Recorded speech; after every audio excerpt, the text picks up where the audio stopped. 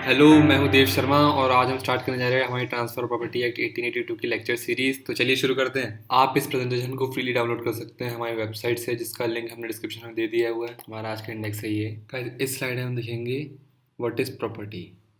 अब इसमें देखेंगे डेफिनेशन और jurisprudential aspect of property. Jurisprudential aspect John Locke ने दिया था ना। What is property? Property is concern to right over a thing. यानी अगर आपके पास अगर कोई थिंग है और उस थिंग के रिगार्डिंग अगर आपके पास कोई राइट है तो उस थिंग को प्रॉपर्टी बोला जाता है। Such right can be real, personal और intellectual. There are total three kind of property: real property, personal property, intellectual property. Real property is land or everything attached to land. Personal property usually refer to property not attached to land. Example, car or bike. Intellectual property is a term which is used for unreal property. Property which is accepted as property by creation of mind.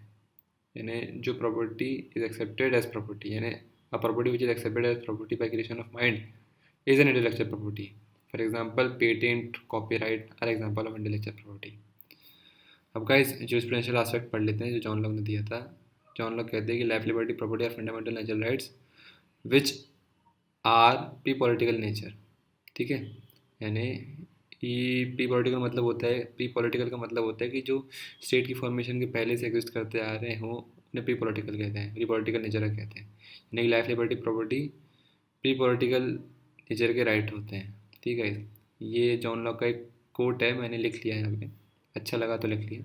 Labour of his body and work of his hand we में से are properly his. इस slide में हम देखेंगे types of property और right attach to property and law related to property in India. तो चलिए शुरू कर। Types of property.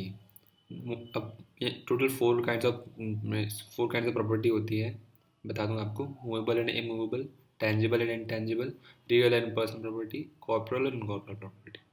ये फोर काइंड्स ऑफ प्रॉपर्टी होती है। अब what are rights attached to property? There are total three kinds of rights which are attached to property. One is right to ownership, यानी आपके पास ओनरशिप होती है property अगर आप राइट के ओनर है तो। और राइट टू एलिनेट, यानी आप sale, gift, dispose of, transfer कर सकते हैं किसी अपनी प्रॉपर्टी को अपने हिसाब से।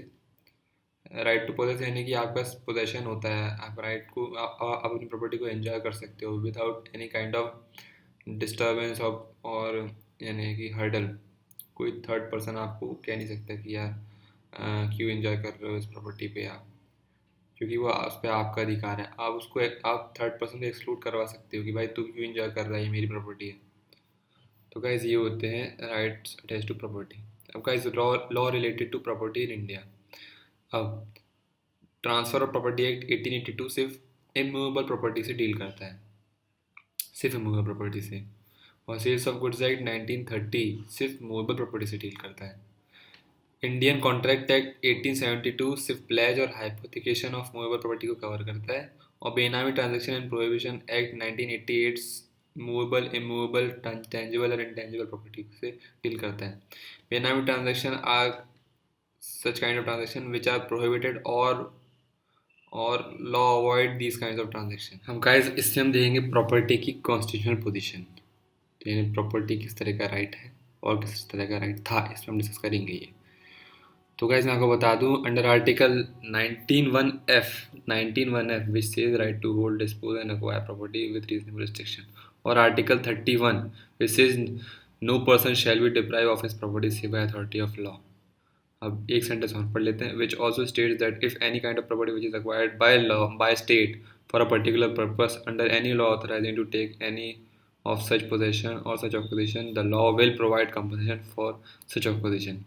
यानी इसका ये मतलब है कि अगर स्टेट कोई प्रॉपर्टी किसी थर्ड पर्सन की प्रॉपर्टी को हड़पता है तो स्टेट की ड्यूटी हो जाती है कि उसको कंपनसेट करें। जिस पर्सन की प्रॉपर्टी ली गई है, एक्वायर की गई है, तो उसको प्रॉपर कंपनसेशन मिलना चाहिए। तो गाइज अब ये जो आर्टिकल 19(1)(f) है और आर्टिकल 31 है, ये दोनों राइट टू यानी ये दोनों right to property fundamental right बनाते थे पहले।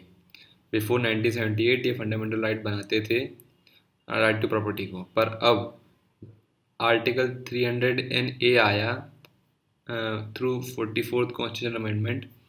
तो उसमें ये बोला गया कि no person shall be deprived of his property save by authority of law. बस इतना कर दिया और ये कॉन्स्टिट्यूशनल राइट में कन्वर्ट हो गया। सो अब ये वाला सेंटेंस एक बार पढ़ते हैं। Right to property was fundamental right under article 19(1)(f and under article 31 which were repealed by 44th constitutional amendment.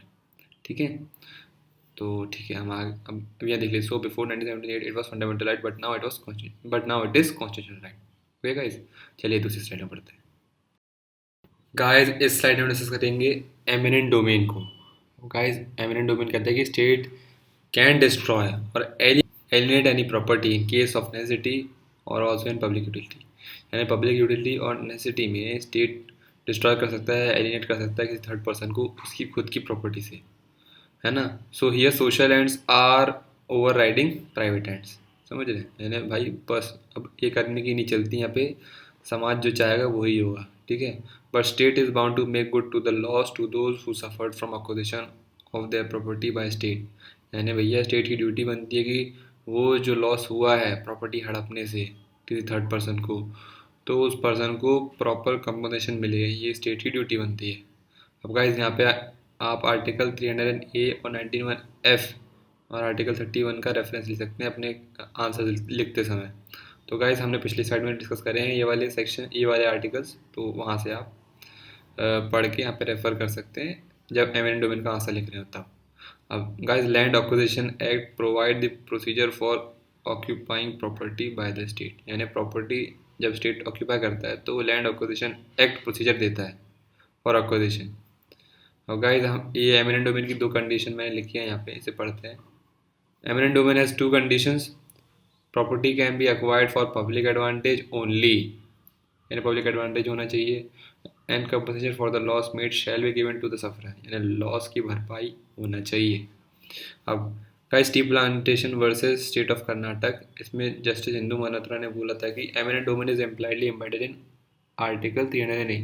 हमने 300A पढ़ा था, उसमें बोला था कि no person shall be deprive of his property save by authority of law. पिछले side में दिया हुआ है ये सेक्शन। तो अब no person shall be deprive of his property save by authority of law, इसमें कहीं भी नहीं ऐसा दिख रहा कि एमिनेंट डोमेन है, पर इंदु मल्होत्रा ने बोला था कि माना जाएगा कि एमिनेंट डोमेन उसमें एम्बेडेड है, तो भाई ये मान लेंगे। ठीक है, चलिए आगे बढ़ते हैं। ऑब्जेक्ट ऑफ टीपीए यानी object of transfer property act 1882। तो what kind of transfers are covered, basically ये स्लाइड ये बताएगी। ठीक है, तो हमने यहाँ पे प्रीएम्बल डिस्कस किया है। तो preamble where it is expedient to define and amend certain part of the law relating to the transfer of property by act of parties it is hereby enacted as follows. Transfer property act shall cover only transfer regarding immovable property. Transfer property act shall cover only transfer inter vivos. Inter vivos मतलब कि दो living being के बीच में जो transfer होता है उसको inter वाइवस कहते हैं। तो सिर्फ दो जिंदा लोग ही एक दूसरे के बीच में प्रॉपर्टी का आदान प्रदान कर सकते हैं। Because it is a extension to law of contract, ठीक है। Does not provide any exhaustive definition of immovable property, यानी immovable property की कोई definition नहीं है। हम आगे जाके इस definition को पढ़ेंगे कहीं ना कहीं से, टीपीए में नहीं दी हुई है। ठीक है गाइस, चलिए थैंक यू।